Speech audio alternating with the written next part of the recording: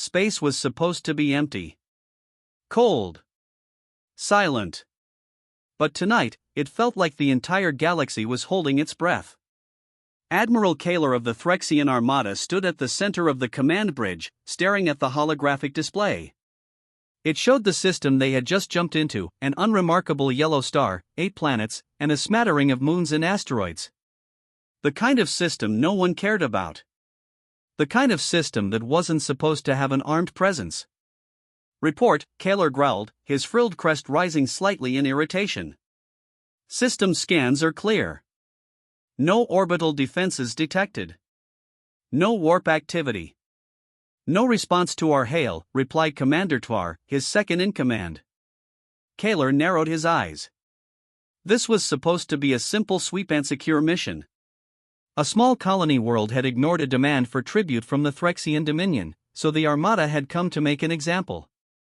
The colony would be burned, and whatever survivors remained would learn obedience the hard way. But something was off.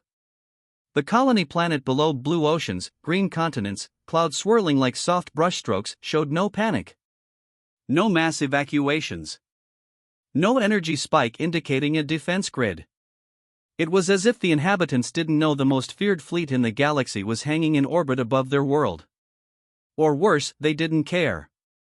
Kaler's talons clicked against the floor as he turned toward the viewports.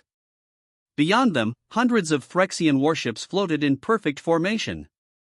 Dreadnoughts, carriers, and destroyers, an armada powerful enough to crush star nations in days. Launch the first wave, Kaler said coldly. Yes, Admiral. Across the fleet, assault craft detached from the hangars of the carriers, sleek and deadly.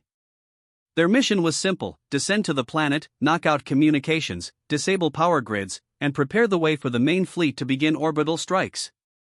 But halfway to the planet, every single craft froze. Not physically, their engines still burned, but they were caught in some kind of sudden, all-encompassing interference. Communications cut to static. Telemetry feeds went black. Kaler's crest bristled. What is happening?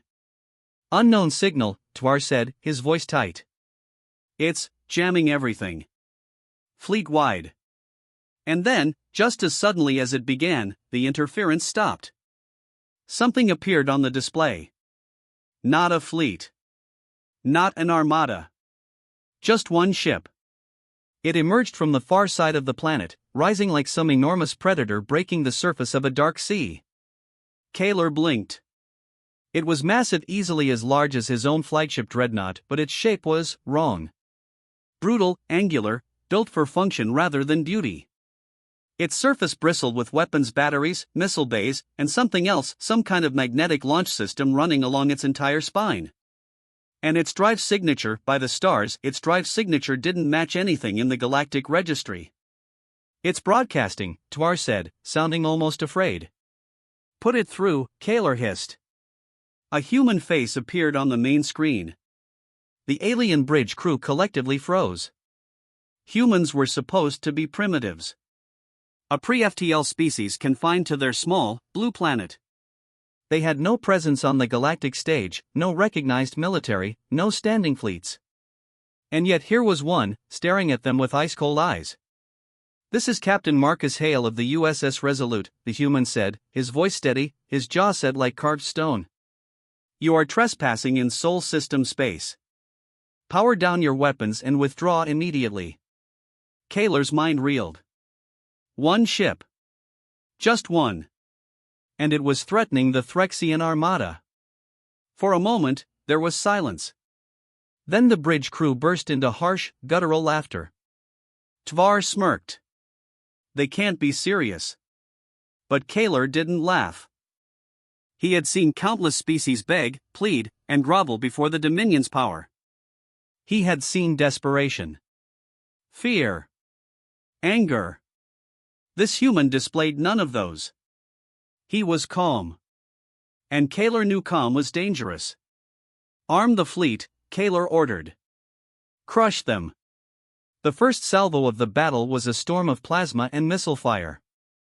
Hundreds of Threxian warships fired in unison, a barrage powerful enough to turn a small moon into dust. The Resolute didn't move. Its hull shimmered as if wrapped in a second skin, and the entire volley, every missile, every plasma bolt, was swallowed by its shields. The display on the Threxian bridge showed 0 damage. And then the human ship struck back. A single magnetic launch sent a glowing spear of metal across the void at a fraction of light speed. It passed clean through a Threxian cruiser, splitting it in half before the crew even had time to scream. By the gods, Twar whispered. The human ship fired again. And again. Each shot tore through another warship like paper. The Armada, so used to being the predator, suddenly found itself prey. On the bridge of the Resolute, Captain Marcus Hale stood with his hands clasped behind his back, his voice calm as he issued orders. Target the lead dreadnought. Fire the rail batteries. Lieutenant Sarah Quinn, his weapons officer, nodded. Aye, Captain. Firing solution locked. The ship shuddered as a railgun slug launched, a tungsten rod accelerated to devastating speed. On the tactical display, one of the massive dreadnoughts simply ceased to exist, torn apart in a white-hot flash. They're trying to flank us, Quinn said. They won't make it, Hale replied. Bring the spinal cannon online. Let's finish this. In the Threxian flagship, Kaler gripped the edge of his command chair. For the first time in his long military career, he felt fear creeping into his bones. This was no primitive species. This was no backwater planet. This was a predator. And it had just bared its teeth. The battlefield was chaos. The Threxian Armada, so disciplined, so precise, now broke formation like a flock of startled birds. Warships peeled away in all directions, shields flaring as they tried to regroup against the lone human warship. But the Resolute was everywhere at once. Its engines flared bright blue as it dove, rolled, and climbed through the void with impossible agility for a ship of its size. Rail slugs cut through cruisers like molten lances, missile batteries spat streaks of fire that found targets even among evasive maneuvers, and its spinal cannon, God help them, was tearing through dreadnoughts with single shots. On the Threxian flagship bridge, Admiral Kaler barked orders. Regroup. All ships, converge on Grid 7 and encircle the human vessel. Use overlapping fire patterns, now. The order went out, but Kaler could already see it was too late. The fear had spread. Some captains obeyed, others fled, engines burning hard to escape the slaughter. He slammed his clawed fist against the console. I said hold formation. But the Armada wasn't listening. On board the Resolute, Captain Marcus Hale stood perfectly still, his voice calm even as alarms and status updates filled the bridge. Threat vectors at 3, 9, and 12 o'clock, Lieutenant Sarah Quinn reported. Her fingers danced over the console, rerouting power to the shields. They're massing for a coordinated strike. Good, Hale said. Let them. Commander Lucas Grant, his executive officer, turned from his station. Sir, we can finish them off now before they regroup. Spinal cannon is recharged. Not yet, Hale said. They need to understand. Grant frowned. Understand what, sir? Hale's eyes stayed fixed on the tactical display, where the Armada was slowly, shakily reforming its battle lines. That this is not their galaxy anymore. Deep inside the ship's engine room, Chief Engineer Riley Brooks wiped sweat from his brow as plasma conduits glowed hot around him. She can't keep firing at this rate forever, Brooks muttered. Rail batteries are running redline, and the spinal coil is heating like a furnace. The AI core flickered to life next to him, its holographic avatar taking the shape of a calm, neutral woman. Power reserves are at 62%, the AI reported. Weapon systems are within operational limits. Within limits? Brooks snorted. Tell that to the coils before they melt through the deck. He paused, then smirked. Guess the captain knew we'd have to scare someone sooner or later. The Armada's counterattack came like a storm. Hundreds of plasma bolts and missile swarms converged on the Resolute, saturating space around it. The human ship's shields flared bright white under the assault, arcs of energy dancing across its hull like lightning. Shields holding, Quinn reported through clenched teeth. But they won't hold much longer. Then we end this, Hale said quietly. He turned toward the helm. Lieutenant Vega, bring us about. Full burn. Put us nose to nose with the flagship. The helmsman's eyebrows shot up. Sir, that'll put us right in the center of their crossfire. Exactly, Hale said. Vega grinned. Aye, Captain. The Resolute surged forward, plowing straight through the middle of the Threxian formation. Enemy fire streaked past in every direction, but the ship's shields absorbed most of it, and the rest missed entirely as the crew pulled off maneuvers no dreadnought should have been capable of performing. The Threxian flagship loomed ahead. Spinal cannon online, Quinn said, her voice steady now. Hale's expression didn't change. Fire. The ship shuddered as the weapon discharged. A blazing spear of energy ripped across space and punched through the flagship's shields as if they didn't exist. On Kaler's bridge, the world became fire. Explosions tore through the command deck. Consoles blew apart, showering sparks. The deck tilted violently as the ship's main reactor took the hit. Kaler was thrown to the floor, smoke filling his lungs as alarms screamed around him. Status, he roared. Reactor breach, someone screamed. Shields are gone. The voice was cut off as another explosion ripped through the ship. Kaler forced himself up, gripping the railing.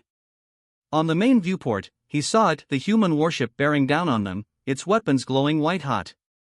For the first time, Kaler felt something he had never felt in battle. Not anger. Not rage. Pure, unfiltered terror.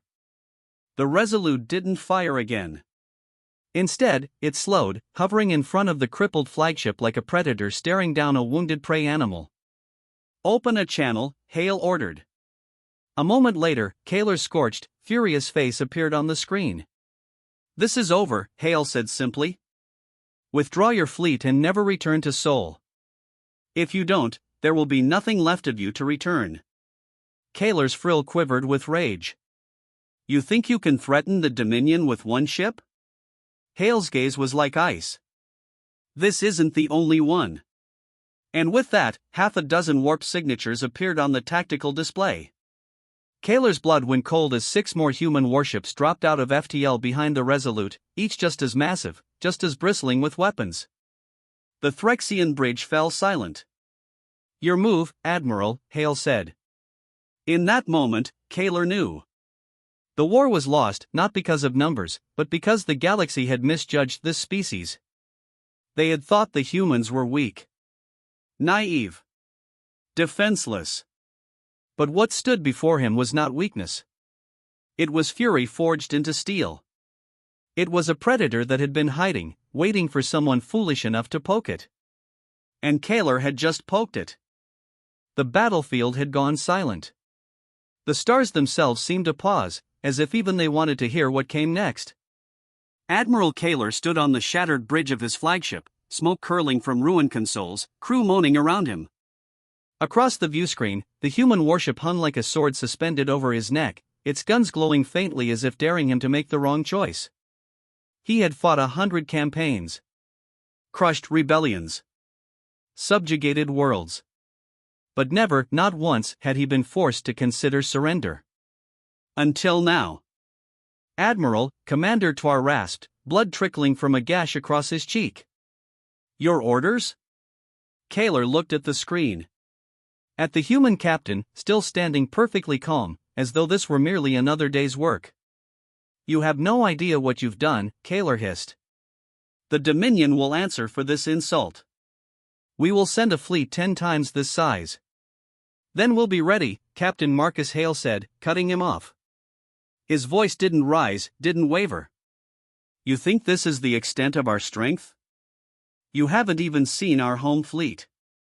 Behind the Resolute, the other human warships shifted into a perfect formation, their engines flaring blue in unison. A display of discipline. Of readiness. Kaler's throat constricted. This wasn't a bluff.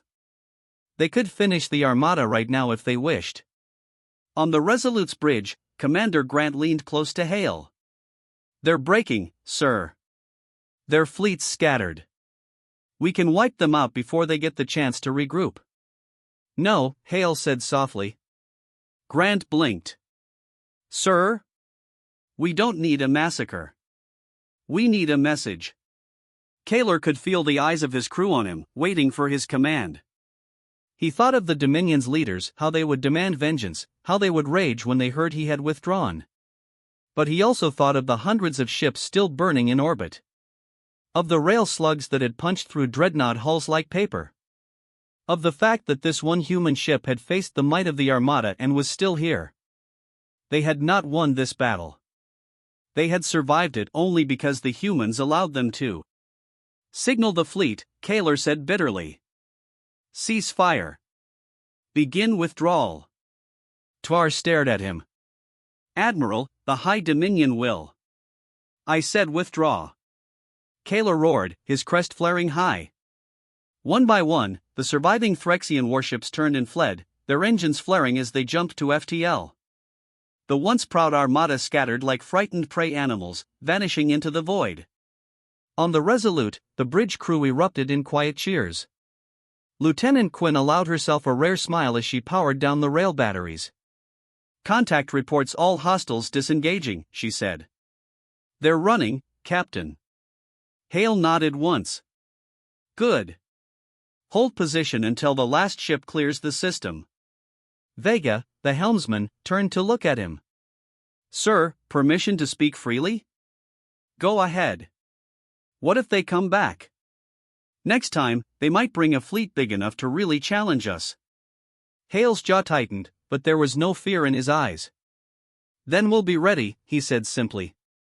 Hours later, as the wreckage cooled in orbit, Hale stood alone in the observation deck, staring down at the blue planet below. Earth. Home. Commander Grant joined him, hands clasped behind his back. Sir, Fleet Command is requesting a report, Grant said. They'll have it soon enough, Hale replied. Grant hesitated, then asked the question that had been burning in his mind since the battle began. Sir, why now? We've kept the Resolute and the other warships hidden for decades. We've let the galaxy think we were weak. Why show our hand today? Hale didn't answer immediately. His gaze stayed fixed on the spinning globe below. Because someone finally crossed the line, Hale said at last. We hoped we could stay out of their wars. Stay quiet. Build strength in the shadows. But they came to our home, Lucas. They thought we'd kneel. He turned to face his XO, his expression hard as steel. And now the galaxy knows we won't. Far away, in the halls of the Dominion High Council, Kaler stood before the ruling assembly. You faced primitives, one of the counselors sneered. And you ran? Kaler's crest flared. Primitives? You didn't see them. You didn't see what they unleashed. Then tell us, another counselor demanded. What are these humans? Kaler's gaze turned distant, haunted. They are the reason we should fear the dark between the stars, he said finally. They are not prey. They are predators who have been hiding their claws. Back on Earth, the Resolute's crew gathered in the mess hall. The atmosphere was quiet but electric. The battle had changed something in all of them. Lieutenant Quinn raised a mug. To the first contact, she said softly. To the first contact, the crew echoed, their voices solemn. And as they drank, they all knew this was only the beginning. Word would spread. The galaxy would whisper about what had happened here, about the lone human warship that stood against an entire armada and lived. And somewhere out there, other fleets would take notice. Some would fear. Some would prepare. But all of them would finally understand. Humanity was awake. And nothing would ever be the same again.